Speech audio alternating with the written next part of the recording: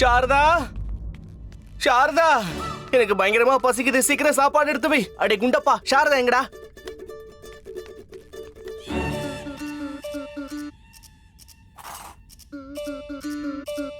ஐயோ சாரதா, சீக்கிரமா வாயேன், எனக்கு பசிக்குது. வந்துட்டேங்க. எடுத்துக்கோங்க. ஏய், சாப்பாடு கேட்ட தண்ணி கொண்டு வர, சீக்கிரமா கொண்டு வா, எனக்கு பயங்கர பசி. சரி, இன்னைக்கு எனக்காக விசேஷமா என்ன சமைச்சு வச்சிருக்க? என்ன சமைக்கிறதுன்னு தினம் யோசிச்சு மூளையே சூடு ஆயிடுது தெரியுமா? ரொம்ப கஷ்டமான வேலையா இருக்கு இது. அதனால உங்களுக்கு என்ன சாப்பிடணும்னு இப்பவே சொல்லுங்க, நான் உடனே சமைச்சு தந்துடுறேன். என்ன? அப்ப நீ இன்னும் சமைக்கலையா? இனிதான் சமைக்கவே போறியா? ஐயோ சாரதா, பசில நான் பரலோகமே போயிடுவோம் போல. நீங்க ஒண்ணும் கவலைப்படாதீங்க. என்ன வேணும்னு சொல்லுங்க, 2 நிமிஷத்துல போய் 5 நிமிஷத்துல கொண்டு வந்துடுறேன். 2 நிமிஷத்துல போய் 5 நிமிஷத்துல கொண்டு வந்துடுறாங்களாமே. அந்த 7 நிமிஷத்துக்குள்ள என் உயிரே போச்சுன்னா சரி பரவாயில்ல, நீ ஒண்ணு பண்ணு, போய் புளியோதரை செஞ்சு கொண்டு வா. போ. ஆனா அதை சீக்கிரமா சமைக்க முடியாது, கொஞ்சம் நேரம் எடுக்குங்க. அப்படியா? அப்படின்னா சாதாரணமா கூட்டு பொரியல் செஞ்சு கொண்டு வா. போ. ஆனா அதுக்கு தேவையான காய்கறி வீட்ல இல்லையே. புடலங்கா சாம்பார் செஞ்சு கொண்டு வா போதும். ஆனா புடலங்கா வீட்ல இல்லங்க. வீட்ல இல்லன்னா அது வேணுமான்னு ஏன் கேட்ட? நான் இப்ப கேட்டேன், இருக்கான்னு யோசிச்சுட்டு இருந்தேன். சரி நீங்க என்ன சாப்பிடுறீங்கன்னு சொல்லுங்க. இன்னைக்கு இது இல்ல அது இல்ல, கடைக்கு போய் வாங்கிட்டு வரணும், இத நேத்து சாப்பிட்டோம், இது முந்தா நாள் சாப்பிட்டோம், இப்படியே சொல்லி என் உயிரை வாங்கிக்கிட்டு இருக்க போறியா? இல்ல, இன்னைக்கு உங்களுக்கு பிடிச்ச சாப்பாடை மட்டும் தான் நான் சமைக்க போறேன். திரு என்ன பண்ணிட்டு இருக்க? என் கண்களை ஏன் கட்டி வச்சிருக்கேன்னு தெரிஞ்சுக்கலாமா? மகாராஜா, நான் இன்னைக்கு உங்களுக்காக விசேஷமான சமையல் பண்ணி கொண்டு வந்திருக்கேன். விசேஷ சமையலா? ஆமா மகாராஜா, அந்த விசேஷமான சாப்பாட்டை நீங்க மட்டும் தான் சாப்பிடணும். ஆனா அதுக்காக என்னோட கண்களை கட்டி வைக்க வேண்டிய அவசியம் என்ன வந்துச்சு? எதையும் பார்க்க முடியலையே. மகாராஜா, நீங்க பார்க்கவே தேவையில்ல, ருசி பார்த்தாலே போதும். ருசி பார்த்ததுக்கு அப்புறம் அது என்ன நீங்க சொன்னா போதும். கண்ணு திறந்திருந்தாலே எதையும் வாயில வைக்க முடியாது. கண்ணு வேற கட்டி விட்டுட்டா எது வாயில போகுதுன்னே தெரியாதே. மகாராஜா, இந்தாங்க இத பிடிங்க. இந்த கேரட் அல்வாவை விசேஷமா உங்களுக்காகவே பண்ணிருக்கேன். மகாராஜா, அது முகர்ந்து பார்க்காதீங்க, அத நல்லா ருசி பாருங்க. பாக்குறேன்.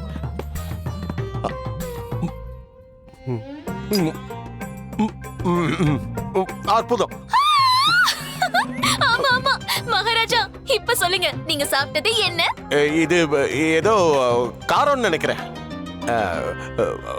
பூசணிக்கா ஊர்கா அதானே? மகாராஜா,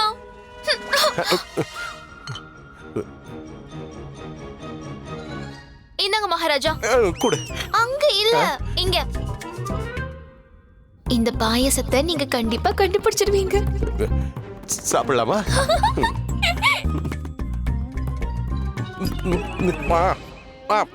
அற்புதம் அற்புதம் அற்புதம். இல்லையா இல்லையா, அதான் அப்பவே சொன்னல, இது நீங்க கண்டுபிடிச்சிடுவீங்கன்னு. இது இது ரொம்ப புளிப்பா இருக்கு. இது இது நிச்சயமா தயிர் சாதம் தான். திரு திரு திரு திரு திரு எதுக்காக அழுதுட்டு இருக்க? மகாராஜா, நான் ரொம்ப கஷ்டப்பட்டு விசேஷமா உங்களுக்காக சமைச்சு கொண்டு வந்திருக்கேன். ஆனா உங்களால ஒண்ணு கூட சரியா கண்டுபிடிக்க முடியல. சரி சரி, அழாத திரு, அழாத, கொஞ்சம் அமைதியா இரு. இதுல என்னோட தப்பு எதுவும் இல்ல. உன்னோட இந்த விசேஷ சமையல் இருக்குல்ல, அது ரொம்ப விசேஷமா இருக்கு, ரொம்ப அற்புதமா இருக்கு. எதையும் நம்பவே முடியல. இத நான் இல்ல, கடவுளே சாப்பிட்டா கூட என்ன ஏதுன்னு கண்டுபிடிக்க முடியாது. மகாராஜா, சாப்பாடு அவ்வளவு அற்புதமா இருக்கா? ஆமா ஆமா. சரி மகாராஜா, அப்படின்னா நீங்க கொஞ்சம் கூட மிச்சம் வைக்காம எல்லாத்தையும் சாப்பிட்டுருங்க. எங்க ஒவ்வொன்னா எடுத்து சாப்பிட ஆரம்பிங்க.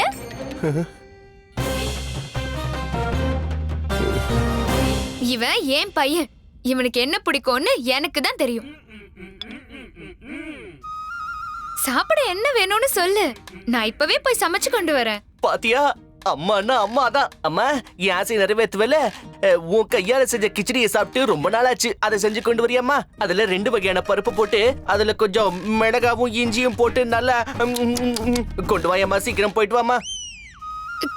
கிச்சடியா? ஐயோ, உடம்பு சரியில்லாதவங்க தான் கிச்சடி சாப்பிடுவாங்க. அப்புறம் வயசானவங்களுக்கும் பிடிக்கும். நீதான் வளர்ந்தவனாச்சே. இப்ப சொல்லு, சாப்பிடுறதுக்கு என்ன வேணும்? நான் போய் உடனே கொண்டு வரேன். ஐயோ, ஆள விடுங்க. சாப்பிட ஏதாவது இருந்தா கொண்டு வாங்கன்னு சொல்றது தப்பா போச்சே. எனக்கு பசியே போச்சு. ஏன் கோவப்படுறீங்க? இது உங்க வீடு, அரசபை கிடையாது. அங்க வேணா நீங்க சொல்றது செல்லுபடியாகும். பாருங்க பாருங்கம்மா, நான் எவ்வளவு பாசமா இவர்கிட்ட என்ன சாப்பிடுறீங்கன்னு கேட்டேன். அதுக்கு இவர் கோவப்பட்டு என் மேலேயே எரிஞ்சு எரிஞ்சு விழுறாரு. எடுத்துக்கோங்க. என்னத்த?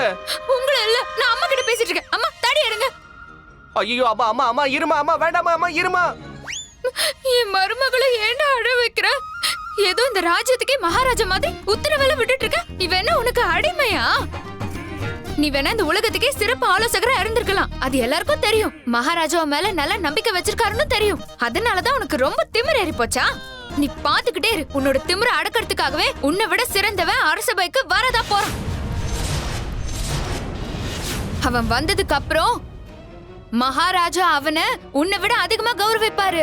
அரசவைக்கு எந்த வழியா போகணும்?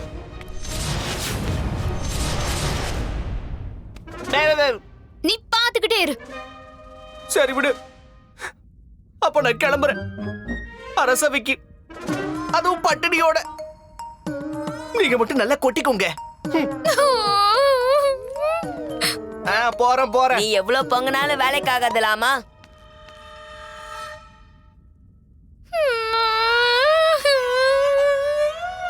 போட்டு விடு, மறந்துரு. எல்லா ஆம்பளைங்களும் இப்படிதான் இருப்பாங்க. காரணமே இல்லாம எரிஞ்சு எரிஞ்சு விழுவாங்களா? ஆமா, அவரும் இப்படிதான். சரியா சொன்னீங்க. ஆனா அம்மா, அவரும் இப்ப ஆம்பளையா மாறிட்டே வராரு தெரியுமா உங்களுக்கு? அந்த மாதிரி ஆம்பளையா மாறிட்டு வராரு.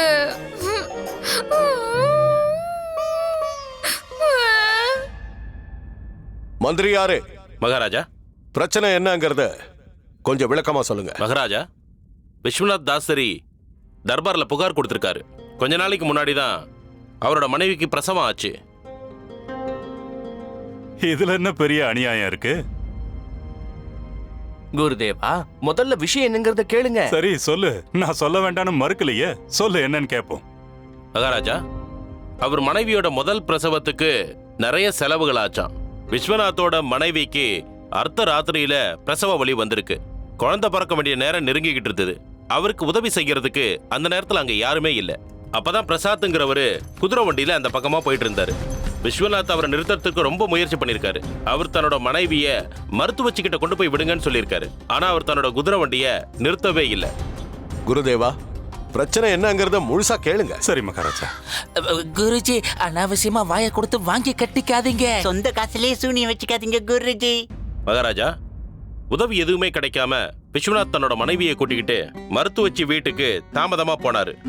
அதனால அவர் மனைவிக்கு பிரசவ நேரத்துல நிறைய கஷ்டங்களை அனுபவிக்க வேண்டியதாயிடுச்சு. அப்புறம் உதவிக்கு இன்னொரு வைத்தியரை பக்கத்து ஊர்ல இருந்து கூப்பிட வேண்டியதாயிடுச்சு. இந்த முயற்சிகளால அவருக்கு நிறைய பணம் செலவாயிடுச்சு மகாராஜா. சரி, இப்ப விஸ்வநாத் நம்ம கிட்ட இருந்து என்ன எதிர்பார்க்கிறாரு? விஸ்வநாத் என்ன சொல்றாருன்னா, குதிரை வண்டிக்காரர் பிரசாத் உரிய நேரத்துல அவருக்கு உதவி பண்ணல. அதன் காரணமா அவரோட மனைவிக்கு பிரசவ நேரத்துல கஷ்டம் வந்துருச்சு. அதனால விஸ்வநாத்துக்கு அவசியத்துக்கு அதிகமாவே பணம் செலவாயிடுச்சு. ஆமா மகாராஜா, அது உண்மைதான். நடந்தது இதுதான்.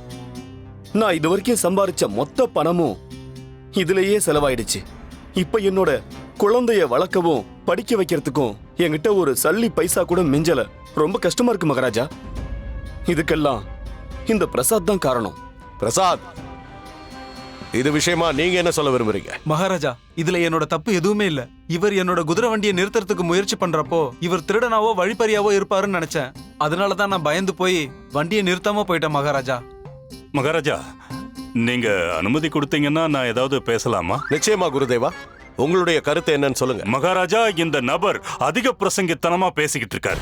ஒரு கர்ப்பிணி பெண்ணுக்கு தகுந்த நேரத்துல உதவி செய்யாம இவரோட பாதுகாப்பை பத்தி மட்டுமே யோசிச்சு இவர் செயல்பட்டிருக்காரு.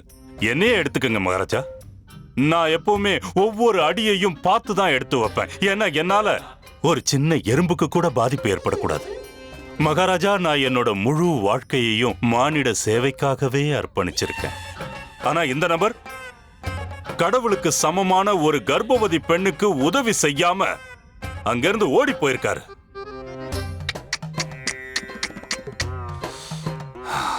இது குற்றம் மகாராஜா. குற்றம் மட்டும் இல்ல, இது பாவம், பெரிய பாவம். இந்த பாவத்துக்கு தண்டனையா இவனுக்கு தூக்கு தண்டனை கொடுக்கணும். மன்னிக்கணும் குருதேவா, நீங்க சொல்றது நியாயமா இருக்கலாம். நீங்க சொல்ற மாதிரியே பிரசாத் குற்றவாளியா இருந்தாலும் அவருக்கு தண்டனை தூக்கு தண்டனையா இருக்க கூடாது. ஆச்சரியமா இருக்கு. ஒரு தடவை என்னடான்னா பிரசாத் தான் குற்றவாளின்னு சொல்ற, இன்னொரு தடவை அவனுக்கு தண்டனை கொடுக்கறதுக்கு நீ மறுத்துக்கிட்டு இருக்க. நீ இப்ப என்னதான் சொல்ல வர பண்டித ராமகிருஷ்ணா? மகாராஜா, பிரசாத் அவருடைய பயத்தினாலதான் இந்த தப்பையெல்லாம் செஞ்சிருக்காரு. ஆனா பயத்தை விட மனிதாபிமானம் தான் சிறந்ததுங்கிறது நம்ம எல்லாருக்குமே தெரியும் இல்லையா? பயத்தினாலதான் இவரு உதவி செய்யறதுக்கு முன் வரல. நீ சொல்ல வரத கொஞ்சம் தெளிவா சொல்லு பண்டித ராமகிருஷ்ணா. நீ அனாவசியமா மகாராஜாவோட என்னோட இந்த அரசவையோட நேரத்தை வீணாக்கிக்கிட்டு இருக்க. குருதேவா, மனிதாபிமானம்ங்கிற அடிப்படையில பார்க்கும்போது இந்த பிரசாத் அவர்கள் இந்த விஸ்வநாதனுக்கு தகுந்த நேரத்துல உதவி செஞ்சிருந்தார்னா பணத்தையும் சேமிச்சிருக்கலாம், இப்ப இந்த பிரச்சனையும் வந்திருக்காது. மகாராஜா, ஒருவேளை எல்லாரும் அவங்கள பத்தி மட்டுமே யோசிச்சுக்கிட்டு இருந்தாங்கன்னா இந்த சமுதாயத்துல எந்த நல்லதுமே நடக்காது. இருந்தாலும் இந்த பிரசாத் அவர்களுக்கு நாம குறைஞ்சபட்ச தண்டனை கொடுக்கறது தான் நியாயமா இருக்கும். அதோட விஸ்வநாதன் அவர்களுக்கு ஏற்பட்ட இழப்ப சரி கட்டுறதுக்கு நாம பிரசாத் அவர்களை தான் வற்புறுத்தணும். பண்டிதனை ராமகிருஷ்ணா, உன்னுடைய கருத்தை நான் முழுமையா ஏத்துக்கிறேன். மனிதாபிமானம் எல்லாத்த விடவும் ரொம்ப ரொம்ப முக்கியம். நான் என்ன சொல்ல வர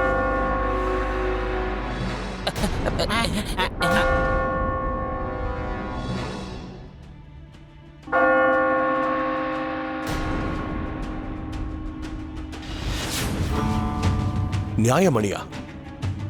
இத்தனை வருஷங்களுக்கு அப்புறமா? மகாராஜா, ஆபத்தான சமயங்கள்ல மட்டும்தான் இந்த மணி ஓசை கேட்கும்.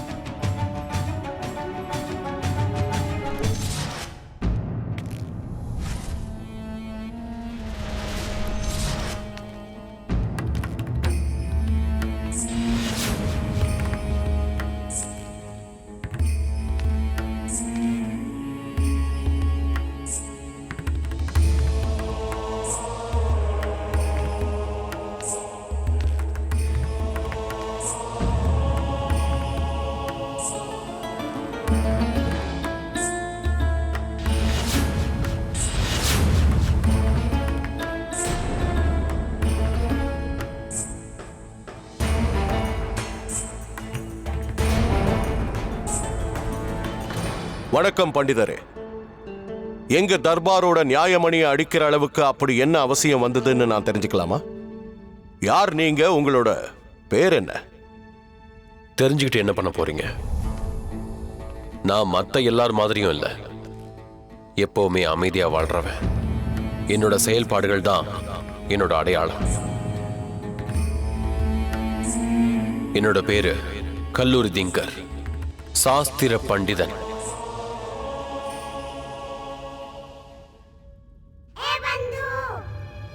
ராமா, இவரை பார்த்தா ஒரு மிக சிறந்த ஞானி மாதிரி தெரியுதுல்ல?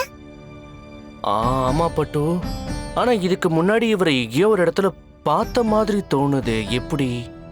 ஆனா எங்க பார்த்திருப்பேன்? புரியலையே. கல்லூரி தின்கர் அவர்களே, எங்க தர்பாருக்கு உங்களை நான் வரவேற்கிறேன். என்ன விஷயமா நீங்க இங்க வருகை தந்திருக்கீங்கன்னு நான் தெரிஞ்சுக்கலாமா? மகாராஜா, நான் விஜயநகர ராஜ்யத்தோட ஒரு சாதாரண பண்டிதன் தான். ஆனா உலகத்தோட அமைதிக்காக ஒரு மகா யாகத்தை பண்ணலாம்னு இருக்கேன். நடத்த போற யாகத்துக்கு வேண்டிய பொருட்கள் எல்லாத்தையும் சேர்த்து 100 பசுக்களும் தேவைப்படுது மகாராஜா. பசுவால உருவாக்கப்பட்ட நெய்யை தான் இந்த யாகத்துக்கு பயன்படுத்த போறேன்.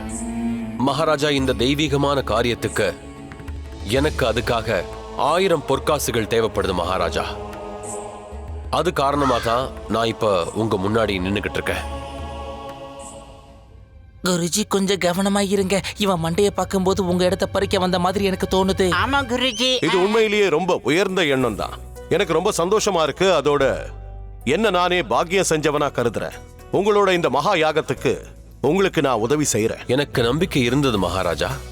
நான் உங்க புகழை பத்தி தெரிஞ்சுதான் இங்க வந்திருக்கேன். மந்திரியாரே. மகாராஜா, இந்த மகா யாகத்தை நடத்த இவருக்கு என்ன நிதி உதவி தேவையோ அதையெல்லாம் நம்ம அரச கஜானாவில இருந்து எடுத்து கொடுங்க. உத்தரவு மகாராஜா. குருஜி, பண்டிதர் ராமகிருஷ்ணன் ஏற்கனவே உங்களோட பெரிய ஸ்தானத்துல உட்கார்ந்துருக்கா. இப்போ இந்த புது பண்டிதன் உங்க ராஜ புரோகிதர் பதவிக்கு வல்ல வைக்க போறான்னு நினைக்கிறேன். மகாராஜா, நீங்க தவறா எடுத்துக்கலன்னா நீங்க என்னோட ஒரு வேண்டுகோளை ஏத்துக்கணும். நிச்சயமா, சொல்லுங்க. நான் ஒரு தீட்சை எடுத்திருக்கேன் மகாராஜா. அதன்படி யாகத்துக்காக அரசாங்கத்தோட பணத்தை நான் வாங்க மாட்டேன். ஒரு சிறந்த பிராமணனுடைய பணம் தான் எனக்கு தேவை. அற்புதம். நம்முடைய ராஜ தர்பார்ல மொத்த விஜயநகரத்திலையும் ரொம்ப தூரம் வரைக்கும் எங்க குருதேவர் ஆச்சாரியர் தாத்தாச்சாரியரை விட ஒரு மிக சிறந்த பிராமணர் உங்களுக்கு எங்கேயும் கிடைக்க மாட்டாங்க. குருதேவர் வாழ்க. டே மணி, இன்னைக்கு இந்த அரசவையில இருந்து இந்த கிழவனுடைய மொத்த பணத்தையும் புடுங்கிதான் அனுப்பி வைக்க போறாங்க பாரு. போய் தலையிட்டு அப்பதான் நிம்மதியா இருக்கும். மகாராஜா, அது உங்களுக்கே நல்லா தெரியும். நான் ஆசையெல்லாம் முற்றும் துறந்தவன். என்கிட்ட இருக்கிறது எல்லாமே வெறும் ஆண்டவனோட கருணை, நீங்க கொடுக்கிற கௌரவம், நான் அடைஞ்சிருக்கிற ஞானம் மட்டும்தான். இவர்கிட்ட 1000 பொற்காசுகளை கொடுக்கறதுக்காக நான் என்னோட வீட்டையும் என் பசுவையும் விற்க வேண்டியிருக்கும்னு நினைக்கிறேன். அப்ப அந்த பசுவை வித்துருங்களேன் குருதேவா. இந்த மகா யாகத்துக்கு உதவி செஞ்சா உங்களுக்கு புண்ணியம் கிடைக்கும். மனித குலத்தோட நன்மைக்காக நீங்க எதை வேணாலும் தியாகம் பண்ணலாம். அவர் சொல்றது சரிதான் குருஜி, அப்படியே செஞ்சிருங்க. நீங்க பண்ணாம வேற யார் பண்ண போறா பாருங்க, செஞ்சிருங்க. நான் இத உங்ககிட்ட இருந்து தட்சணையா வாங்க போறதில்ல, உங்ககிட்ட கடனா தான் கேக்குறேன். அந்த மகா யாகம் முடிஞ்ச பிறகு நீங்க எனக்கு கொடுத்த பொற்காசுகளை நிச்சயம் நான் திருப்பி கொடுத்துருவேன். நீங்க என்ன இப்படியெல்லாம் பேசிட்டு இருக்கீங்க? தயவு செஞ்சு என்ன மன்னிச்சிருங்க. என்ன பொறுத்த வரைக்கும் நீங்க எனக்கு ஒரு அந்நியன் மட்டும்தான். முன்ன பின்ன தெரியாத உங்ககிட்ட நான் எப்படி 1000 பொற்காசுகளை ஒப்படைக்க முடியும்? நீங்க பண்டிதரா இல்லையான்னு யாருக்கு தெரியும்? ஒருவேளை திருடனா கூட இருக்கலாம் இல்லையா? நான் இப்ப என்ன சொல்ல வரேன்னா, நீங்க எனக்கு நம்பிக்கை துரோகம் கூட பண்ணலாம் இல்லையா? நீங்க ஒரு மோசக்காரரா இருக்கலாம், என்னை ஏமாத்தி பணம் பறிக்க வந்திருக்கலாம். சொல்லுங்க, இப்ப நான் உங்களை நம்பணும்னா எப்படி நம்புறது? நீங்க ரொம்ப சரியா சொன்னீங்க குருதேவா. இதே மாதிரிதான் பிரசாத் அன்னைக்கு ராத்திரி வழியில போற யாரோ ஒரு அந்நியன் மேல எப்படி நம்பிக்கை வச்சிருக்க முடியும்? சொல்லுங்க குருதேவா, பிரசாத் எதுக்காக அவரோட உயிரை ஆபத்துல வைக்கணும்?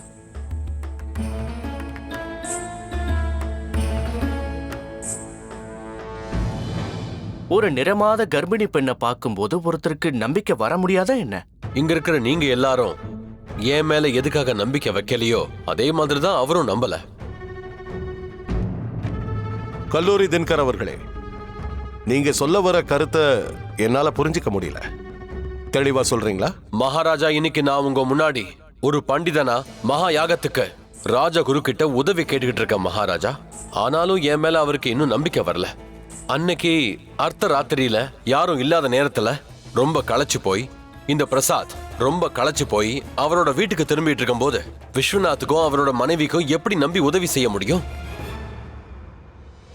ஒருவேளை அவரை சதி திட்டம் தீட்டி கொள்ளையடிக்க திட்டமிட்டு இருக்கலாம்ல.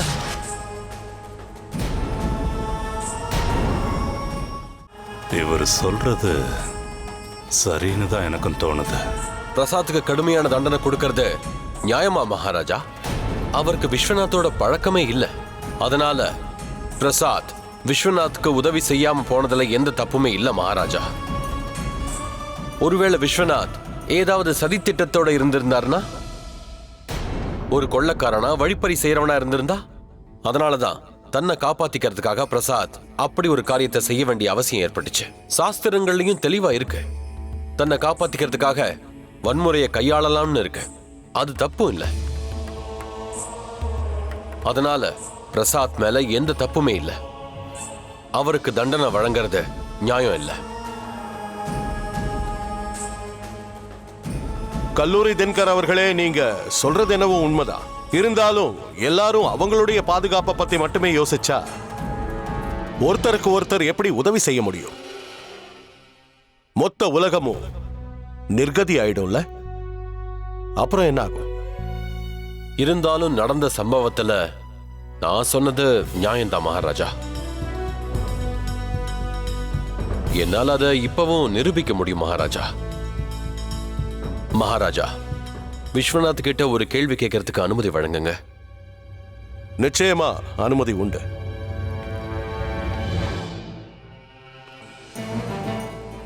சொல்லுங்க விஸ்வநாத், சில காலமா நீங்க எந்த கொள்ளை முயற்சியிலையும் ஈடுபடலையா?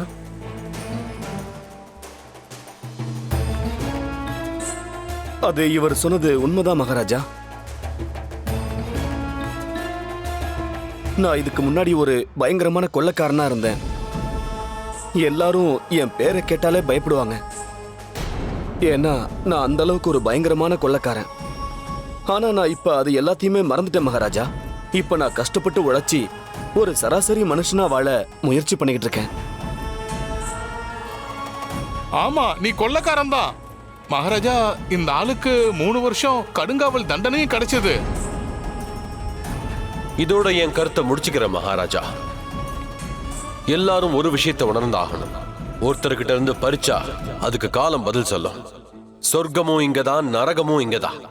பாவ புண்ணியங்களோட பலனை நாம இங்கேயே அனுபவிச்சாகணும்.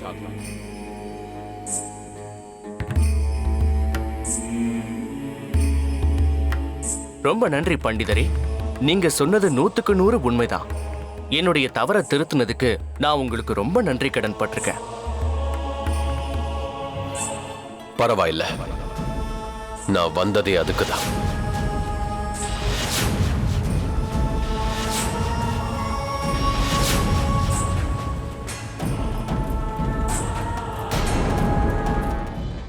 மகாராஜா, நான் இந்த மகான் சொன்ன ஒவ்வொரு வார்த்தையையும் மனசார ஆமோதிக்கிறேன்.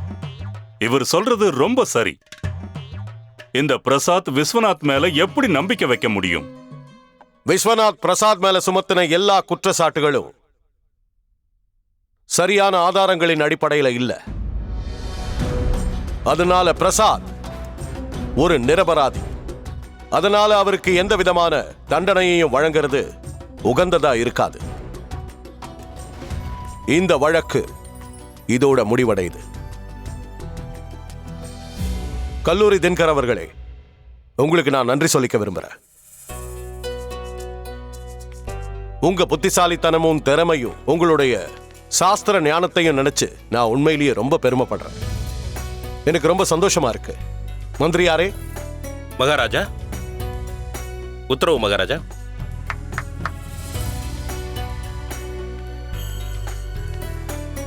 இது எங்க தரப்புல இருந்து ஒரு சின்ன பரிசு.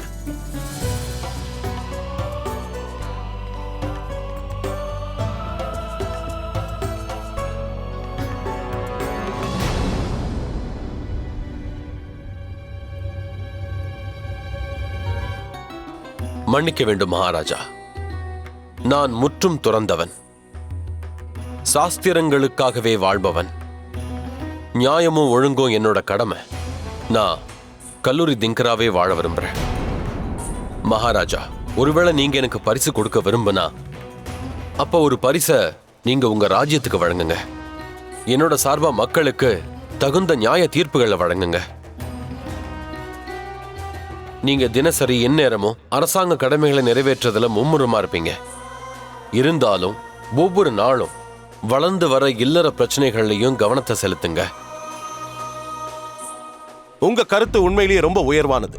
ஆனா இதெல்லாம் எப்படி சாத்தியமாகுங்கிறதுக்கும் நீங்களே உங்களுடைய ஆலோசனையை வழங்கிட்டீங்கன்னா நல்லா இருக்கும். இதுக்காக ஒரு நீதிமன்றத்தை நீங்க உருவாக்குங்க. அந்த நீதிமன்றத்துல ஒரு நாள் இல்லற பிரச்சனைகளுக்காக நீங்க நீதி வழங்கணும் மகாராஜா. இதனால சாமானிய மக்களுக்கும் பிரச்சனைகள் விலகி போகும் மகாராஜா. எந்த விதமான அநியாயங்களும் அக்கிரமங்களும் பாமர மக்களுக்கு நடக்க கூடாது.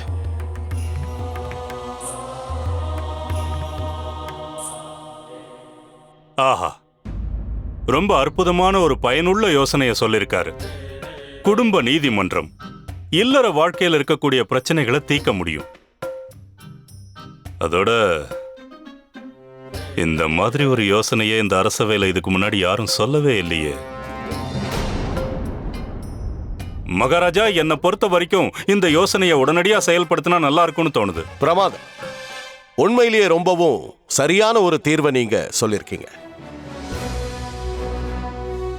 இனி ஒவ்வொரு வாரமும் வெள்ளிக்கிழமை அன்னைக்கு இல்லற நீதிமன்றத்தை செயல்படுத்தணும்னு ஆணையிடுறேன். அங்க சாதாரண பிரஜைகளோட வழக்குகளை நாம விசாரிப்போம். மிக்க நன்றி. சபை முடிவடைந்தது. மகாராஜா கிருஷ்ணதேவராய வாழ்க! மகாராஜா கிருஷ்ணதேவராய வாழ்க! மகாராஜா கிருஷ்ணதேவராய வாழ்க! மகாராஜா கிருஷ்ணதேவராய என்ன நல்ல யோசனை தானே ராமு?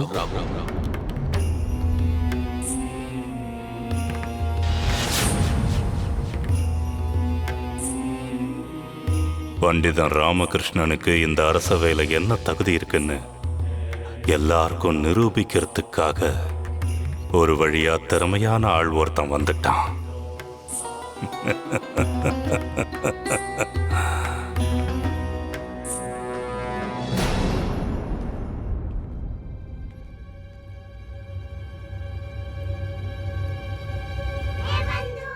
ராமா, என்ன அப்படி பாக்குற? இந்த மர்மமான ஆள் யாரா இருக்கும்? அவரு உன்னையே கதி கலங்க வச்சுட்டாருல்ல? அதத்தான் நானும் யோசிச்சுக்கிட்டு இருக்கேன் பட்டு. யார் இவரு? இதுக்கு முன்னாடி நான் இவர் எங்க பார்த்திருப்பேன்?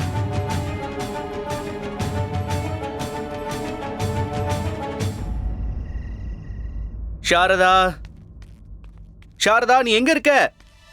சாரதா! என்னாச்சு? இன்னைக்கு வீட்டுக்கு வந்த உடனே என் பேர் சொல்லி கூப்பிடுறீங்க, என்ன விஷயம்? இங்க பாரு, இது உனக்கு ரொம்ப பிடிச்ச ஹாரம். இத நான் உனக்காக மெருகேத்தி கொண்டு வந்திருக்கேன். பார்க்க புத்தம் புதுசா இருக்கும். நீயே பாரு, அப்படியே ஜொலி ஜொலிக்கும் பாரு.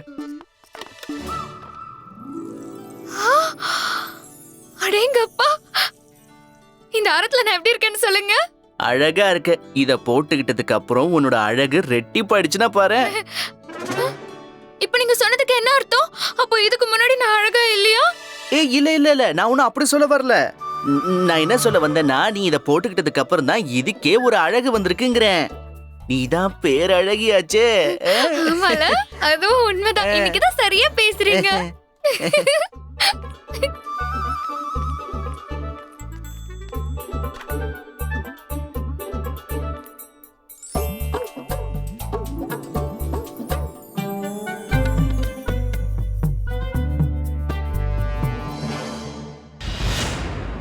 ராமு,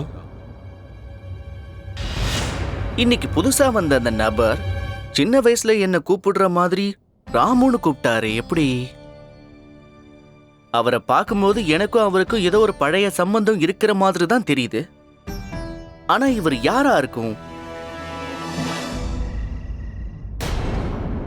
15 வருஷமா நான் காத்துக்கிட்டு இருந்ததுக்கான பலன் கிடைச்சிருச்சு ராமு. நீ எங்க அப்பாவை அவமானப்படுத்தினல்ல, அதுக்காக உன்னை பழி தீர்க்க வந்திருக்கேன்.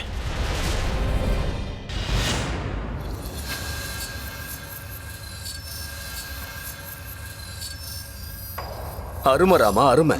நீ ரொம்ப புத்திசாலியானவன். என் ஆடு தொலைஞ்சு போய் 2 நாளா எங்கெங்கயோ அலைஞ்சுகிட்டு இருந்துச்சு. ஆனா யாராலையும் கண்டுபிடிக்கவே முடியல. சரியா இந்த ஆட்டு கொட்டாயில தான் இருக்குன்னு நீ கணிச்சு சொன்ன பாரு. அங்கதான் இதோட தாயாடு இருக்கு. இதுல பாராட்ட வேண்டிய விஷயம் என்ன இருக்கு? பிள்ளை கடைசியில தாய்கிட்ட தானே போய் சேர்ந்தாகணும். இங்க பாருங்க சுவாமிநாத், நீங்க ஒரு பெரிய ஞானி. இருந்தாலும் உங்களால ஆட்டுக்குட்டியை கண்டுபிடிக்க முடியல. ஆனா அந்த வேலையை ராமா ரொம்ப சுலபமா செஞ்சு முடிச்சு காட்டிட்டான். உங்களுக்கு ஒண்ணு தெரியுமா? யாராவது ஒரு பாலகன் சின்ன வயசுல ரொம்ப சாதுரியமா இருப்பானோ, அந்த பாலகன் வளர்ந்து பெரியவனானதும் முட்டாள் ஆயிடுவான். அப்படின்னா நீங்க என்ன சொல்ல வரீங்க? நீங்க உங்க பாலிய பருவத்துல ரொம்ப புத்திசாலியா இருந்தீங்களா? அப்படித்தானே? இருடா. முட்டாள் தந்தையோட முட்டாள் மகன், முட்டாள் தந்தையோட முட்டாள் மகன். பண்டிதன் ராமகிருஷ்ணா, நீ செஞ்ச தரம் கெட்ட காரியத்தினால எல்லார் முன்னாடியும் என் அப்பா ரொம்ப அவமானப்பட வேண்டியதாயிடுச்சுல்ல. உன்னாலதான் என்னோட அப்பா ஊரை விட்டு எங்கேயோ போயிட்டாரு. நடந்த அவமானத்துக்காக உன்னை நான் பழி தீக்காம விட மாட்டேன். பார்த்துக்கிட்டே இரு, பார்த்துக்கிட்டே இரு ராமகிருஷ்ணா. இந்த மொத்த விஜயநகரமும் உன்னை பார்த்து கை கொட்டி சிரிச்சு உன்னை அவமானப்படுத்தும். கல்லூரி அவர்கள் ரொம்ப அற்புதமா இருக்காரே. ரொம்ப நல்ல கவிஞரும் கூட. ஆமா, அவரோட குழந்தைங்களுக்கு கண்டிப்பா எந்த கஷ்டமும் வரவிட மாட்டாரு. குழந்தைங்களா? ஒரு குழந்தை அழுதா ஒரு கவிதை சொல்வாரு, இன்னொரு குழந்தை அழுதா இன்னொரு கவிதை சொல்வாரு. அவர் மகாராஜா கூட தர்பார்ல இருந்தே ஆகணும். தர்பார்லயா? என்ன எல்லாருக்கும் பொழுதுபோக்கா இருக்கணும்ல. அப்புறம் நியாயம் வழங்குறதுல மகாராஜாக்கு உதவியா இருக்கணும். ஆனா அதுக்காக தான் பண்டிதர் ராமகிருஷ்ணா இருக்காருல்ல. அவர் ஒண்ணு அந்த அளவுக்கு புத்திசாலி இல்லையே. கல்லூரி தின்கர் தான் பெரிய புத்திசாலி. நீங்களே பாத்திருப்பீங்களே, அவர் தான் பண்டிதர் ராமகிருஷ்ணா சொன்னது தப்புன்னு நிரூபிச்சிட்டார்ல. பண்டிதர் ராமகிருஷ்ணா இந்த விஜயநகரத்துல மிக சிறந்த ரத்தினம். அவரை விட ஞானி யாரும் இல்ல. எத்தனையோ பேருக்கு நியாயம் கிடைக்கிற மாதிரி செஞ்சிருக்காரு. யாருக்கு தெரியும், அவங்கள சில பேருக்கு அநியாயமா பண்ணிருக்கலாம் இல்லையா? ஒருவேளை அப்ப அரசவையில கல்லூரி தின்கர் இருந்தா எல்லாமே நல்லா இருந்திருக்கும். பண்டிதர் ராமகிருஷ்ணாவுக்கு ஈடு இணையே இல்ல. அப்படின்னா சரி, இதுக்கு ஒரு முடிவு கட்டிடலாம். நம்ம 2 பேர்ல யார் சிறந்தவங்கன்னு.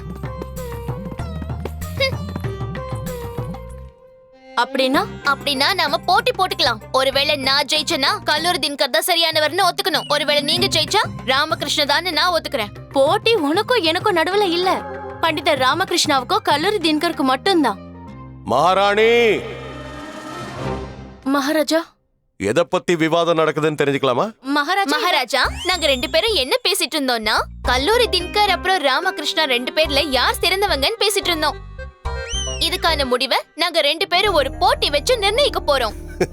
சின்ன மகாராணி, நான் எப்படி உன் கூட போட்டி போட முடியும்? இல்ல மகாராஜா, உங்க கூட இல்ல. நான் மகாராணி சின்னாதேவி கூட போட்டி போட போறேன். ஒருவேளை நான் தோத்துட்டேன்னா அப்புறம் 1 மாசத்துக்கு நான் சமைக்கவே மாட்டேன். இன்னைக்கு முதல் முறையா எனக்கு பண்டிதன் ராமகிருஷ்ணன் தோத்து போனா நல்லா இருக்கும்னு தோணுதே. மகாராஜா, இப்ப ஏதாவது சொன்னீங்களா? அதான் ஒருவேளை நீ இந்த போட்டியில தோத்து போயிட்டினா? அப்படி நடக்க வாய்ப்பே இல்ல. ஒருவேளை அப்படி நடந்தாலும் நீங்க இந்த மகாராணி சின்னாதேவி கையால தான் சாப்பாடு சாப்பிட்டாகணும். இப்படி ஒரு அதிர்ஷ்டம் அடிக்கும் நான் எதிர்பார்க்கவே இல்லையே. பாத்தீங்களா சின்னாதேவி, ஒருவேளை நீங்க மகாராஜா கஷ்டப்படக்கூடாதுன்னு நினைச்சீங்கன்னா, நான் என் கையால செய்யற மிக சிறந்த சாப்பாட்டுகளை மகாராஜா சாப்பிடணும்னு நினைச்சீங்கன்னா நீங்க தோத்து போயிட்டதை இப்பவே ஒத்துக்கோங்க. கல்லூரி தினகர் அவர்களை புத்திசாலின்னு சொல்லுங்க. நான் அதை ஒத்துக்கவே மாட்டேன். போட்டிக்கு நான் தயார். அதான் சரி. சரி மகாராஜா, நீங்க யார் பக்கம் இருக்கீங்க? நானா? மகாமந்திரி திமரசு. ஆனா அவர் இந்த போட்டியில கலந்துக்கலையே. அவரு போட்டியில கலந்துக்கலாம். நான் வெளியில காத்துக்கிட்டு இருக்காரு. நான் கிளம்பணும். அங்க அரசவையில ஒரு ரொம்ப முக்கியமான பிரச்சனையை பத்தி விவாதம் நடந்துகிட்டு இருக்கு. கூப்பிடுறாரு. வர மகாமந்திரியாரே, நான் வரேன். மகாமந்திரி திம்மரசு இங்க வந்திருக்காரா? ஆனா அவரு என்னோட கண்ணுக்கு தெரியவே இல்லையே. அதை விட்டுத்தலுங்க சின்னாதேவி, நம்ம 2 பேரும் வாங்க போட்டி போட்டுக்கலாம். தப்பிச்சேன்.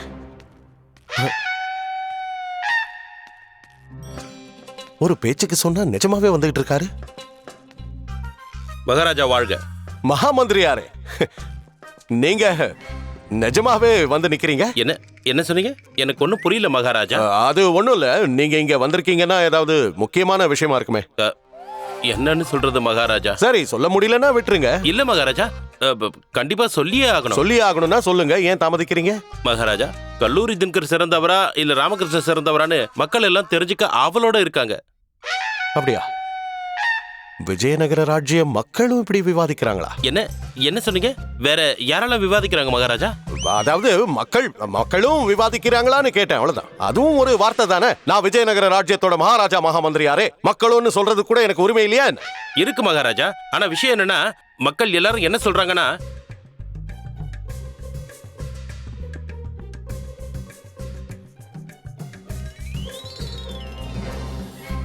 இது ரொம்பவும் சொல்லலாம்ல. ஆமா, இது ரொம்பவும் பெரிய பிரச்சனையாச்சே. நம்ம மக்கள் பண்டிதன் ராமகிருஷ்ணன் இல்ல, என்னோட முடிவை சந்தேகப்படுறாங்க. பண்டிதன் ராமகிருஷ்ணன் வெறும் ஒரு ஆலோசகன் தான். அவன் ஆலோசனை கொடுப்பான். அவனுடைய ஆலோசனையை கேட்டதுக்கு அப்புறம், விவாதங்களை கேட்டதுக்கு அப்புறம் குற்றவாளிகளுக்கு தண்டனை கொடுக்கிற முடிவை நான் தானே எடுப்பேன். உண்மைதான் மகாராஜா. இருந்தாலும் இப்ப மக்களை எப்படி அமைதிப்படுத்துறது? மகாமந்திரியாரே, நீங்க ஒரு அறிவிப்பை வெளியிடுங்க. நான் விஜயநகர ராஜ்யத்துல இல்லற நீதிமன்றத்தை ஸ்தாபனம் பண்ண போறேன்.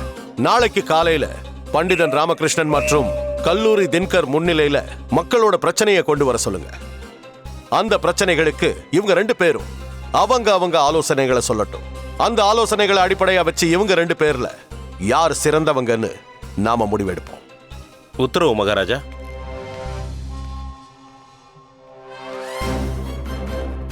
பண்டிதனே ராமகிருஷ்ணா, நாளைக்கு பரீட்சை இருக்கு. உன்னுடைய புத்திசாலித்தனத்துக்கும் என்னுடைய நியாயம் வழங்குற ஆற்றலுக்கும்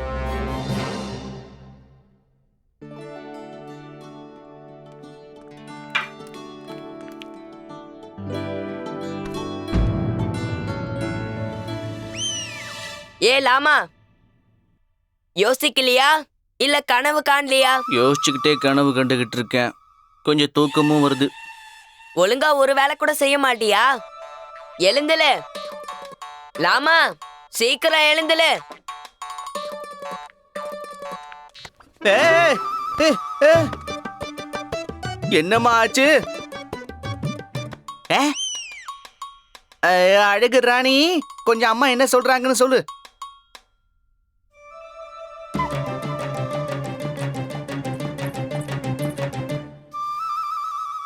அம்மா சொல்றாங்க உங்களோட அறிவுக்கு துரு புடிச்சிருச்சான். நல்ல மெருகுபடுத்தணும்னு சொல்றாங்க. நல்லா தேய்ச்சு தேய்ச்சு. என் அறிவுக்கு என்னாச்சு? நல்லா தானே வேலை செய்யுது. ராமா, எங்கேயோ தப்பு நடந்திருக்கு பாரு. தயவு செஞ்சு என்ன காப்பாத்து. ஏதோ என்ன மெருகி தரத்தை பத்தி பேசிக்கிட்டு இருக்காங்க. எனக்கு ரொம்ப பயமா இருக்கு ராமா. கண்டிப்பா மண்டைய நல்லா தேய்ச்சு தான் ஆகணும். என்னது? இன்னைக்கு அந்த கல்லூரி பண்டிதன் உன்னையும் நீ சொன்ன விஷயத்தையும் தப்புன்னு நிரூபிச்சிட்டாரு. நாளைக்கு புது நீதிமன்றத்துல உன்னோட அறிவு சரியா வேலை செய்யலனா, நீ சொல்றதெல்லாம் உண்மைன்னு நிரூபிக்கலனா, அப்புறம் எங்க மானெல்லாம் கப்பல் ஏறிடும். இல்ல இல்ல இல்ல இல்ல, அப்படி ஆக கூடாது. எனக்கு என்னோட மாலன்னா பெருசு. அதனால சாரதா அப்புறம் குண்டப்பா உன் கூட படிக்க போறாங்க. அம்மா என்ன சொல்றாங்கன்னா, நாங்க 2 பேரும் எங்க பிரச்சனைய உங்ககிட்ட எடுத்து கொடுத்தோம்னா அதுக்கு சரியான பதில நீங்க சொல்லியே ஆகணும். முடியாது. கண்டிப்பா செஞ்சே ஆகணும், அதுவும் இப்பவே. அம்மா, என்னம்மா இதெல்லாம்? ஏமா சின்ன பொண்ணு மாதிரி நடந்துக்கிற? ஏய், நீமா? அடேய், ஏய். இது ஒன்னும் சிறுபுள்ளத்தனம் இல்ல. எங்க கௌரவத்தை காப்பாத்திக்க வேண்டிய விஷயம். நாளைக்கு அரசபையில நீங்க உங்க அறிவை பயன்படுத்தி நீங்க ஜெயிக்கலனா மறுபடியும் அவரே திரும்ப ஜெயிச்சிருவாரு. அப்போ எங்க கௌரவம் என்ன ஆகுறது? நாங்க தலைகுனிய வேண்டியதாயிடும்ல. இப்ப சாரதா கேக்குற கேள்விக்கு ஒழுங்கா பதில் சொல்லு.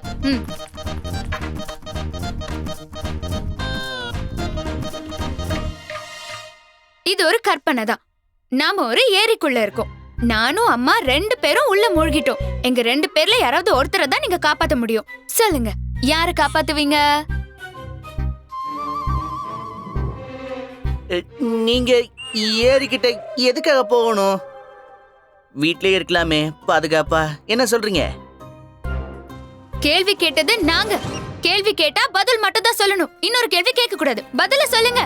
எங்க போனாலும் பிரச்சனை விடாது போல இருக்கே. சரி, இப்போ உனக்கு பதில் தானே வேணும், சொல்லு. அப்போ நான் அம்மாவை தான் முதல்ல காப்பாத்துவேன், இல்லம்மா? அப்படின்னா நான் மூழ்கி சாவணும்னு ஆசைப்படுறீங்களா? உங்களுக்கு என் மேல கொஞ்சம் கூட பாசமே இல்ல, என்ன பத்தின கவலையும் இல்ல. எடுத்துக்கோங்க. எதை எடுத்துக்கணும்? உங்களை இல்ல, நான் கடவுள் கிட்ட பேசிட்டு இருக்கேன். கடவுளே, என்னை எடுத்துக்கோங்க.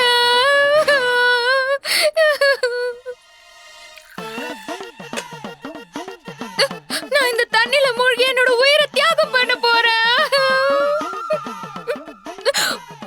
இவருக்கு என் மேல கொஞ்சம் கூட அன்பே இல்ல. பாத்தியா சாரதா, பண்டிதர் ராமகிருஷ்ணா இப்ப ஒரு முடிவு எடுத்துட்டான். அவன் மனசுல நீ இப்ப தண்ணியில மூழ்கணும்னு நினைச்சிட்டான். அப்பதானே 2வது பொண்டாட்டி கிடைக்கும்.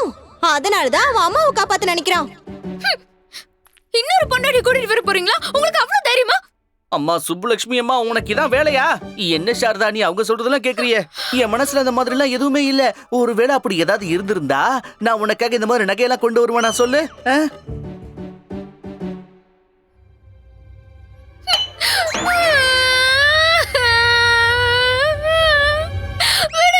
பாத்தீங்களா, நான் சாகிறது தான் நல்லதுன்னு இவர் நினைச்சிட்டு இருக்காரு. அப்பதானே இன்னொரு பொண்டாட்டி கூட்டிட்டு வர முடியும். உங்களுக்கு என் மேல கொஞ்சம் கூட அக்கறையே இல்ல.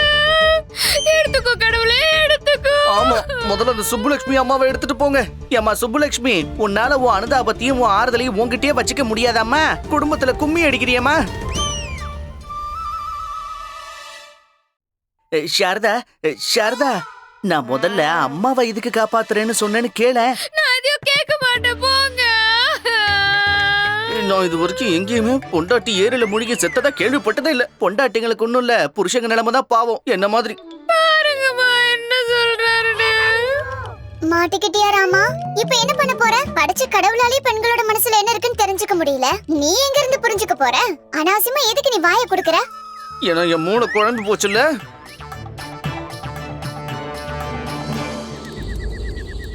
வணக்கம் மகா ஞானி கல்லூரி தின்கர் அவர்களே. உங்களை மாதிரி ஒரு மகா ஞானிக்கு என்னோட கோடானு கோடி வணக்கங்கள். உங்கள மாதிரி ஒருத்தரால தான் மகாராஜா கிருஷ்ணதேவராயருக்கு பெருமை சேர்க்க முடியும் இல்லையா? என் மனசுல இருக்கிறத நான் சொல்றதுக்கு முன்னாடியே நீங்க ரொம்ப கச்சிதமா கண்டுபிடிச்சிட்டீங்க. உங்கள மாதிரி ஆளுங்களை தான் மகா ஞானி மகான்னு சொல்லுவாங்க. இத பாருங்க ஐயா, மகாராஜா ஸ்ரீ கிருஷ்ணதேவராயருக்கு சிறப்பு ஆலோசகனா இந்த முட்டாள் பண்டித ராமகிருஷ்ணன் இருக்கக்கூடாது. ஏன்னா அவன் அறிவாளின்னு தானே சொல்லிக்கிட்டு இருக்கான். சரியா சொன்னீங்க.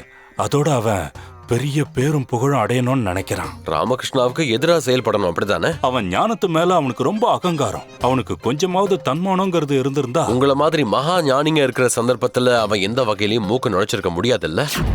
அவன் தானாவே தனது பதவியை தியாகம் பண்ணி எனக்கு ஒப்படைக்க போறான். ஆஹா, நீங்க மகா ஞானிதான்.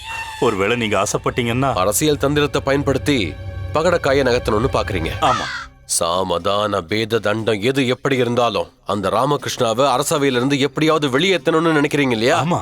அந்த இடத்தை எனக்கு கொடுக்க போறீங்க இல்லையா? அப்ப உங்க வாழ்க்கையில உங்களுக்கு நான் எல்லா விதத்திலையும் உதவியா இருப்பேன்னு நினைக்கிறீங்க இல்லையா குருதேவா? அப்ப மகாராஜாவுக்கு முன்னாடி உங்க பெருமையை பாட சொல்றீங்க இல்லையா? ஆமா.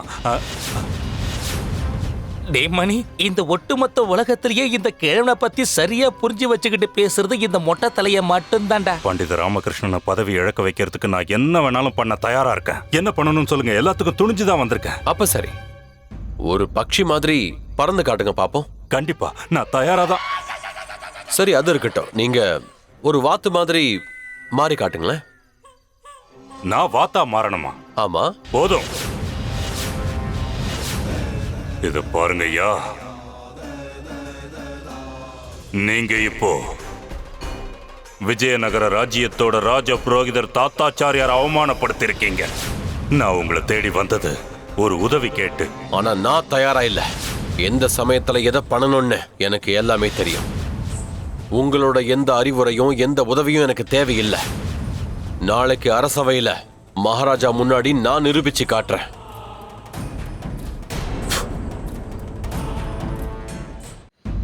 மகாராஜா, இன்னைக்கு விஜயநகர் ராஜ்யத்தோட சரித்திரத்துல விசேஷமான நாள்.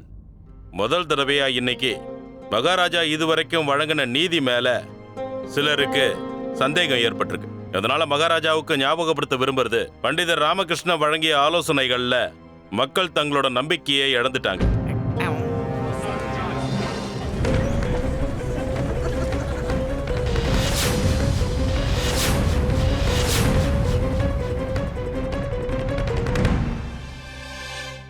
இன்னைக்கு இந்த அரசவையில குடும்ப நீதிமன்றம் ஏற்பாடு செய்யப்பட்டிருக்கு. பண்டிதர் ராமகிருஷ்ணருக்கும் மற்றும் கல்லூரி தின்கர் அவர்களுக்கும் இடையில ஒரு சோதனையை மேற்கொள்ள போறோம். வருகிற பிரச்சனைக்கு 2 பேரும் தங்களோட கருத்தை சொல்லணும். அதுக்கப்புறம் யாரோட ஆலோசனை சிறந்ததுன்னு மகாராஜா அவர்கள் நீங்க முடிவெடுக்கணும். அப்புறம் கடைசியில யாரோட ஆலோசனைகள்ல அதிகமான நீதி இருக்கோ அந்த நபரை வெற்றியாளரா அறிவிக்க வேண்டிக்கிறேன். நல்லது மகாராஜா. பண்டிதர் ராமகிருஷ்ணனையும் கல்லூரி தின்கர் அவர்களையும் அழைக்க உத்தரவு கொடுங்க. அனுமதி உண்டு மந்திரியாரே. பண்டிதர் ராமகிருஷ்ணா மற்றும் அவரோட போட்டியாளர் பண்டிதர் கல்லூரி தின்கர் இருவரும் அரசவைக்கு வருகிறார்கள்.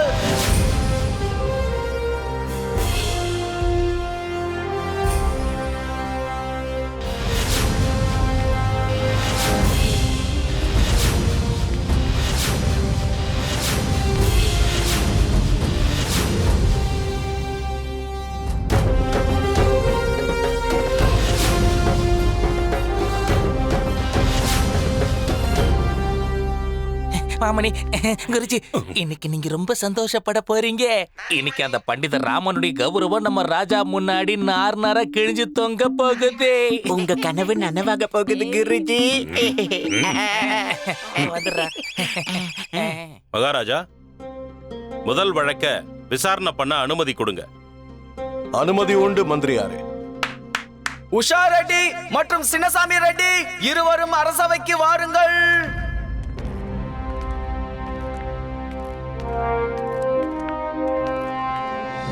மகாராஜா, உஷா ரெட்டி அவங்களோட கணவர் தன்னை ஏமாற்றி திருமணம் செஞ்சுக்கிட்டதா இங்க சொல்றாங்க. எப்படி ஏமாத்தினாரா? தெளிவா சொல்லுங்க உஷா தேவி. மகாராஜா, எனக்கு கல்யாணத்துக்கு அப்புறம் தான் தெரிஞ்சது என் புருஷன் ஒரு வழுக்கு தலைன்னு. அவருடைய தலையில முடியே இல்ல. பொண்ணு பார்க்க வந்தப்போ அவர் தலையில தலப்பா போட்டு வந்திருந்தாரு மகாராஜா. அதனால இவருக்கு வழுக்கு இருக்கிற விஷயம் யாருக்குமே தெரியல மகாராஜா. என்னால இந்த வழுக்க கணவனை ஏத்துக்க முடியாது. ஏண்டா மணி, இதே மாதிரி பிரச்சனை நம்ம குருமாதாக்க கூட நிச்சயமா இருக்கும்ல. வருணமாலா என்ன அந்த கடவுளா நினைச்சு பூஜிக்கிறா. அந்த கடவுளோட தலையில முடி இருந்தாலும் சரி இல்லைனாலும் சரி, எந்த பிரச்சனையும் இல்லை. கல்லூரி தினகர் அவர்களே, இந்த பிரச்சனைக்கு உங்க தீர்வு என்னன்னு சொல்லுங்க. கணவன் மனைவியை ஏமாத்தி திருமணம் செஞ்சிருக்காரு. தலையில தலப்பாகையை அணிஞ்சு உண்மையை மறைச்சிருக்காரு. எல்லாரையும் மோசம் பண்ணிருக்காரு. அதனால கணவனை ஒதுக்கிறது மனைவியோட உரிமை. மகாராஜா, இவர் சொல்றது உண்மைதான். ஒருத்தரை ஏமாத்துறதுங்கிறது கொலை பண்றதை விட கொடூரமான குற்றம்.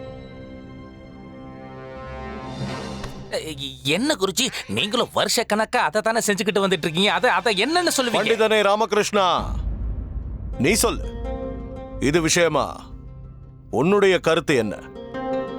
மகாராஜா, ஒருவேளை எல்லாரும் இப்படியே நினைச்சாங்கன்னா இந்த ராஜ்யத்துல எந்த பண்டிதனுக்கும் கல்யாணமே நடக்காதே. எந்த ஒரு பெண்ணும் திருமணத்துக்கு சம்மதிக்க மாட்டா. மகாராஜா, தலைக்கு மேல என்ன இருக்குங்கிறது முக்கியம் கிடையாது, தலைக்கு உள்ள என்ன இருக்குங்கிறது தான் முக்கியம். இவரு சொல்றத பார்த்தா இந்த கிழவனுக்கு கல்யாணமே ஆயிருக்க கூடாது. சரியா சொன்னடா மணி. ஏன்னா இந்த மொட்டை தைரனுக்கு உள்ளேயே ஒண்ணு கிடையாது, வெளியே ஒண்ணு கிடையாது. ஒரு மனுஷனோட நடந்துக்கிற விதத்தையும் செயல்பாடுகளையும் பார்த்துதான் எடை போடணும். ஒருத்தருடைய வெளி தோற்றம் அவங்களுடைய குணத்தை விட நற்பண்புகளை விட அதிகமா மதிக்கப்படணுமா என்ன?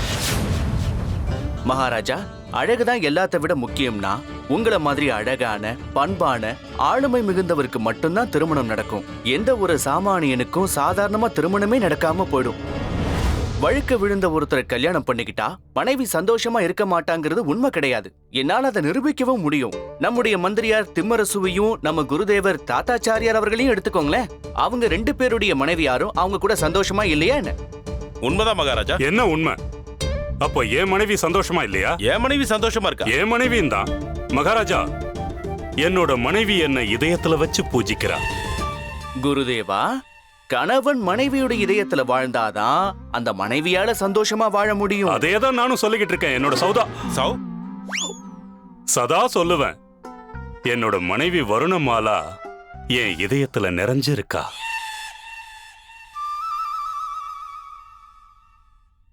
பண்டிதர் ராமகிருஷ்ணன் இந்த விஷயத்தை திசை திருப்புறார் மகாராஜா. இதுல முக்கியமான விஷயம் என்னன்னா, இந்த சின்ன சுவாமி தன்னோட மனைவியை ஏமாத்தி அவங்களுக்கு துரோகமும் பண்ணிருக்காரு. அவருக்கு தலையில வழுக்க இருக்கிற உண்மையை ஏன் மறைச்சாரு? அதை ஏன் வெளிப்படையா அவர் சொல்லல? திருமணங்கள் நம்பிக்கையின் அடிப்படையில நடக்கக்கூடியது, இல்லைன்னா அந்த திருமணம் செல்லாது.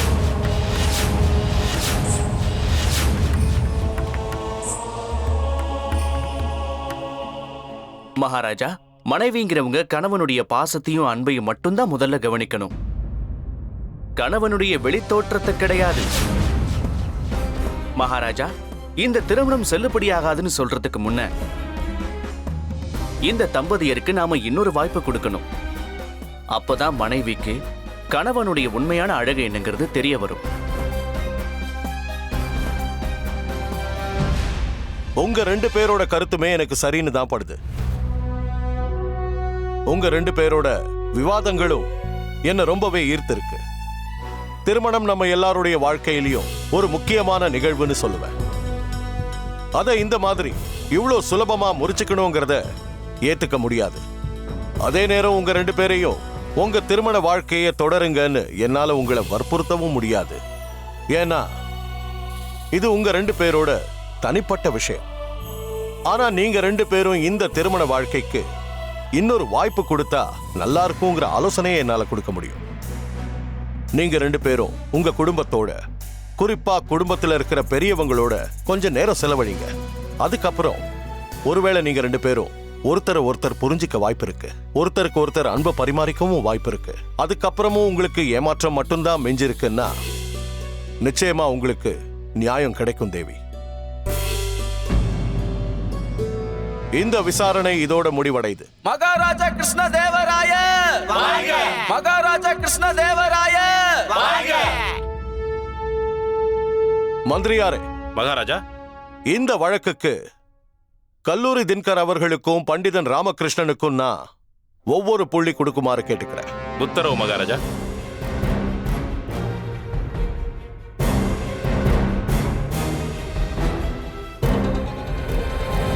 இப்ப அடுத்த வழக்கு மகாராஜா. தேவி வருணமாலா அவர்களை அழைத்து வாங்க. வருணமாலாவா? விஜயநகரத்துல வேற எந்த வருணமாலா இருக்கா? இது என் மனைவியா இருக்காது. தேவி வருணமாலா அரசவைக்கு வந்து கொண்டு இருக்கிறார்கள்.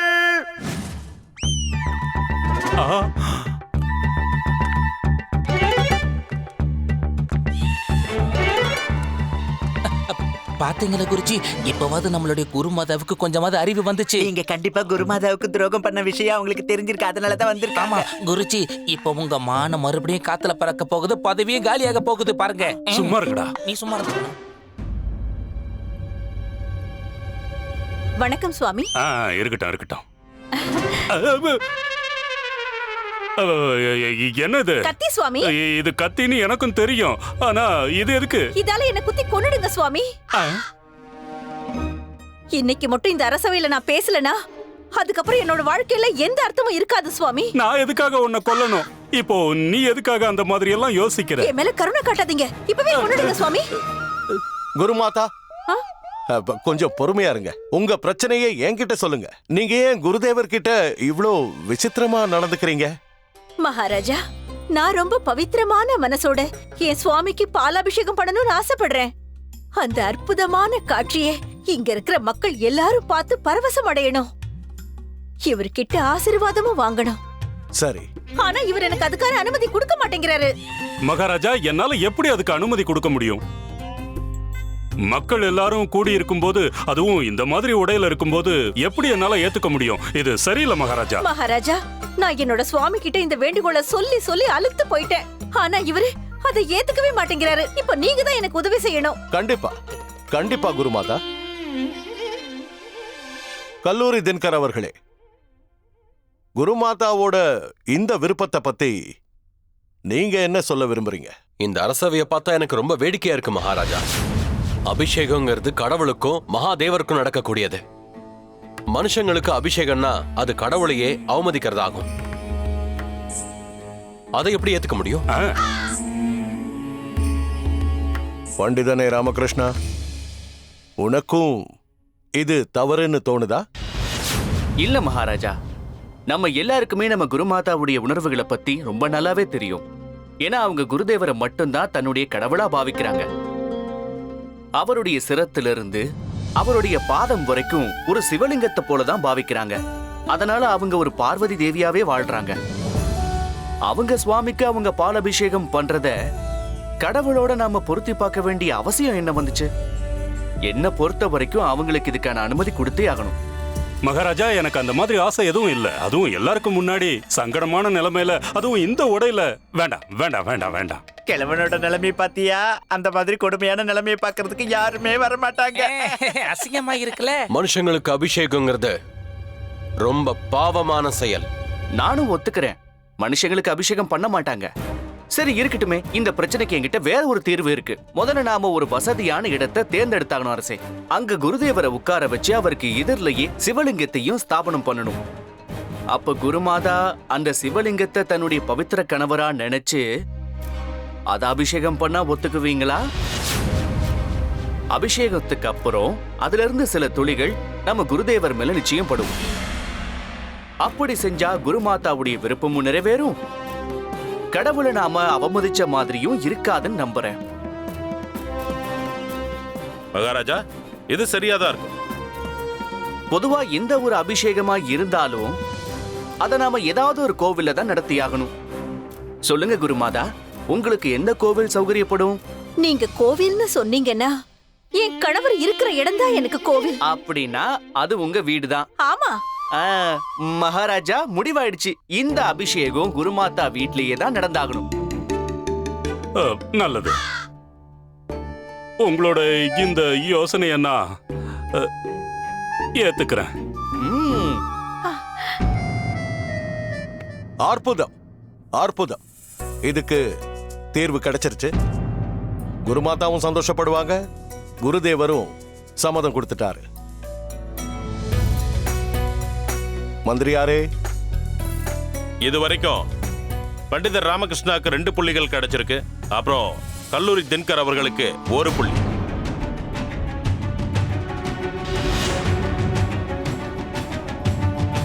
ராமகிருஷ்ணா, நான் உன்னை சுலபமா வெற்றி அடைய விட மாட்டேன். பக்கத்துல வா. சுவாமி, இதெல்லாம் அரசவைக்கு கொண்டு வர வேண்டிய அவசியம் என்ன இருக்கு? என்ன மன்னிச்சிருங்க சுவாமி. என் மனசுக்குள்ள இருந்த உணர்வுகள் ரொம்ப தீவிரமாயிடுச்சு. குருதேவா, குருமாதாவை புரிஞ்சுக்கோங்களேன். இதெல்லாம் வாழ்க்கையில சகஜம் தானே. உன்னோட குடும்பத்துல இருக்கிறவங்க இந்த மாதிரி குடும்ப பிரச்சனையை அரசவைக்கு கொண்டு வந்தா அப்போ அதோட வலி என்னன்னு உனக்கு தெரியும் ராமகிருஷ்ணா. சாரதா தேவியும் பண்டிதர் ராமகிருஷ்ணா தாயாரும் இருவரும் அரசவைக்கு வருகிறார்கள். பாத்தியா, என் மனசுல ஆசைப்பட்டது நிறைவேறிடுச்சு.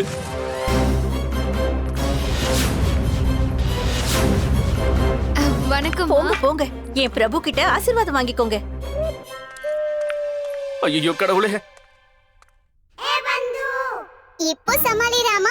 பெரிய எவனாட்ட பேசிக்கிட்டு இருந்த, இப்ப பேசி பார்க்கலாம். அச்சோ, வாய் மூடு. எனக்கு ஒண்ணும் புரியலையே. இவங்க ரெண்டு பேரும் இங்க எதுக்கு வந்தாங்க? குடும்ப நீதிமன்றம் அமைச்சதுக்கு என்ன அர்த்தம்னு இப்ப புரிஞ்சிருச்சு ராமகிருஷ்ணா. விஜயநகர ராஜ்யத்தை சேர்ந்த எல்லா மனைவிகளுக்கும் இன்னைக்கு குடும்ப நீதிமன்றத்துல அவங்க கணவர்களுக்கு எதிராக குற்றம் சுமத்த நல்ல வாய்ப்பு கிடைச்சிருக்கு. வணக்கம் மகாராஜா. வணக்கம் வணக்கம் அம்மா. உங்க ரெண்டு பேரையும் இந்த தர்பாருக்கு வரவேற்கிறதுல நான் சந்தோஷப்படுறேன்.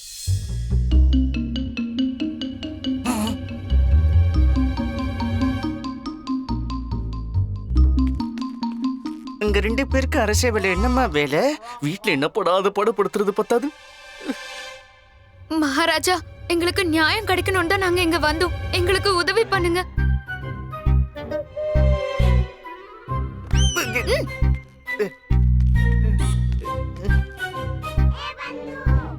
விபரீதமா ஏதோ நடக்க போகுது ராமா. உன் வாழ்க்கையில ஆபத்துங்கிறது ஒரு தொடர் கதையாவே மாறிடுச்சு. நீ கண்டிப்பா அனுபவிக்க தான் போற. இப்ப சொல்லுங்க, உங்க கஷ்டம் என்ன, உங்க பிரச்சனை என்ன? நான் அதுக்கு தீர்வு சொல்ல முயற்சி பண்றேன். சரி, நீங்க சொல்லுங்க. அம்மாவா இல்ல நானா? யார நீங்க பாதுகாப்பீங்க? சாரதா தேவி, நான் உங்க ரெண்டு பேரையுமே பாதுகாப்பேன். ஆனா யார்கிட்ட இருந்து உங்களை பாதுகாக்கணும்னு சொல்லுங்க. இல்ல மகாராஜா, நான் உங்களை கேக்கல. தோ நிக்கிறாரே, இவரை தான் கேக்குறேன். சொல்லுங்க, எங்க ரெண்டு பேர்ல யார காப்பாத்துவீங்க? பதில் சொல்லுங்க. சாரதா தேவி, எனக்கு உங்க கேள்வியை புரிஞ்சுக்க கொஞ்சம் கஷ்டமா இருக்கு. நீங்க கொஞ்சம் தெளிவா சொல்லுங்களேன். நீங்க என்னதான் சொல்ல வரீங்க? ஒருவேளை நானும் அம்மாவும் தண்ணியில மூழ்கிட்டோன்னு வைங்க, அப்போ முதல்ல இவரை யார காப்பாத்துவாரு? பதில் சொல்லுங்க, எனக்கு தெரிஞ்சே ஆகணும்.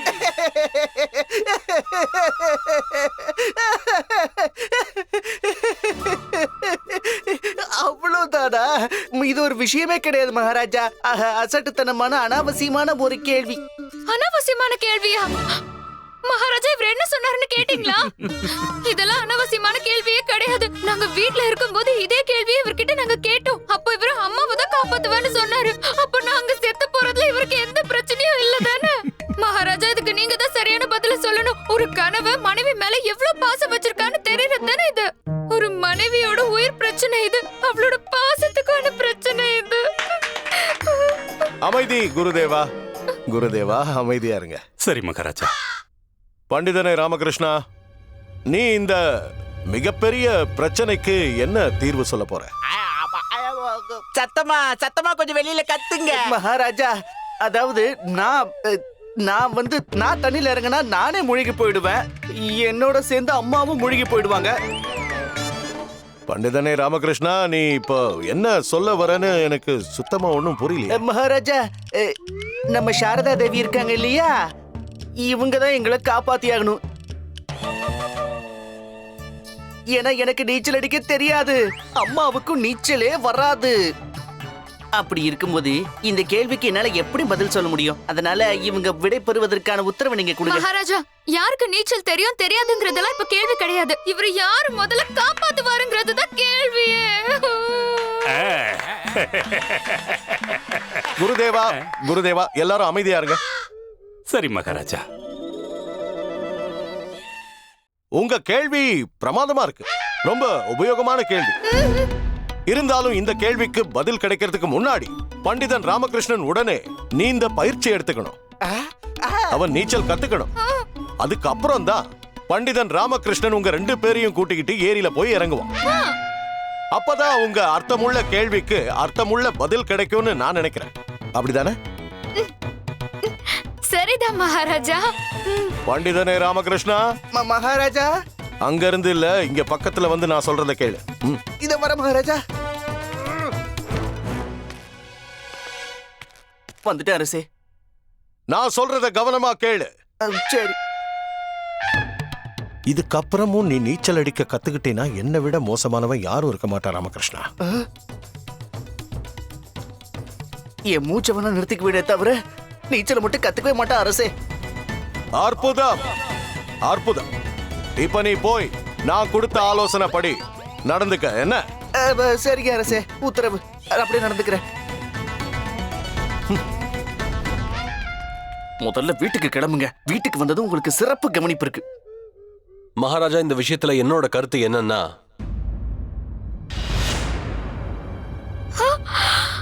கழுவா நீயா?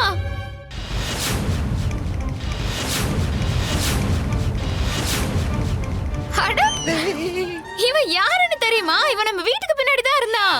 சின்ன வயசுல நான் இவனை வாங்குன்னு வாங்கியிருக்கேன் தெரியுமா?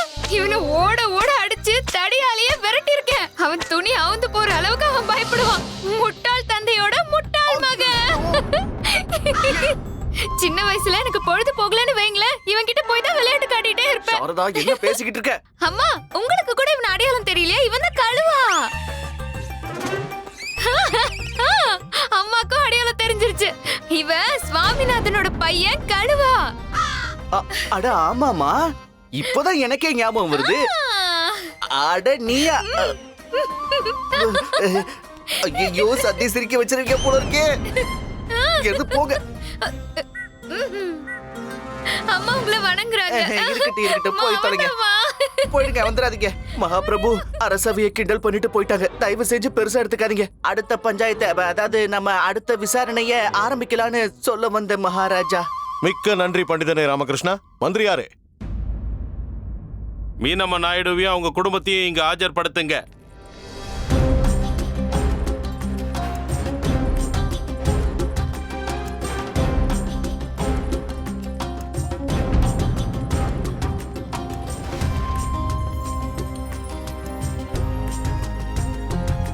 மகாராஜா, இவங்க மீனம்மா நாயுடு. இவங்களோட பையன் புஜுன்னு இவங்க சொல்றாங்க. கடந்த 7 வருஷங்களுக்கு முன்னாடி இவங்க இந்த பையனை பெற்றெடுத்தாங்க. அப்பா அவங்களுக்கு கல்யாணம் ஆகல. அதனால பயந்து போய் அவங்க தன்னோட பையனை தியாகம் பண்ணிட்டாங்க. அந்த பையனை ஒரு கோயில்ல விட்டுட்டு போயிட்டாங்க. அந்த கோயில்ல இருந்து இந்த ஏழை தம்பதிகள் சசிகாந்தும் பார்கவியும் இவனை கடவுளோட ஆசீர்வாதமா நினைச்சு இன்னைக்கு வரைக்கும் வளர்த்துக்கிட்டு வராங்க. ஆனா இப்ப மீனம்மாவுக்கு கல்யாணம் ஆனதுனால அவங்க தன்னோட மகனை திரும்ப பெற வந்திருக்காங்க. இந்த விசாரணையின் மூலமா இந்த அரசவையிலிருந்து நீ கண்டிப்பா வெளியேற போற ராமா.